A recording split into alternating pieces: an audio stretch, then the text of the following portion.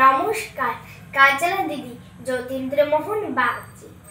বাঁশবাগানে মাথার উপর চাঁদ উঠেছে ওই, মা গো আমার শোলক বলা কাজলা দিদি কই? পুকুর ধারে লেবুর তলে থোকায় থোকায় জোনাক চলে, ফুলের গন্ধে ঘুম আসে না, একলা জেগে রই। মা গো আমার কোলের কাছে কাজলা দিদি কই? সেদিন হতে কেন মা দিদি আসে না গো? দিদির কথা আঁচল দিয়ে মুখটি কেন ঢাকো? খাবার খেতে আসি যখন দিদি বলে ডাকি তখন, ও ঘর থেকে কেন মা দিদি আসে না গো? আমি ডাকি তুমি কেন চুপটি করে থাকো? বল মা দিদি কোথায় গেছি, আসবে আবার কবে? কাল যে আমার নতুন ঘরে পুতুল বিয়ে হবে, দিদির মতো ফাঁকি দিয়ে আমিও যদি লুকোই গিয়ে, তুমি তখন একলা ঘরে কেমন করে রবে?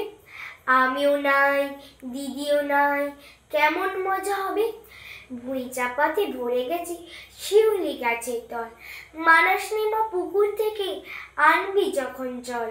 ডালিম গাছে ফাঁকে ফাঁকে বুলবুলিটি লুকিয়ে থাকে, উড়িয়ে তুমি দিও না মা ছিঁড়তে গিয়ে ফল।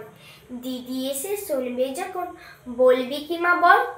বাঁশবাগানে মাথার উপর চাঁদ উঠেছে ওই, এমন সময় মা গো আমার কাজলা দিদি কই?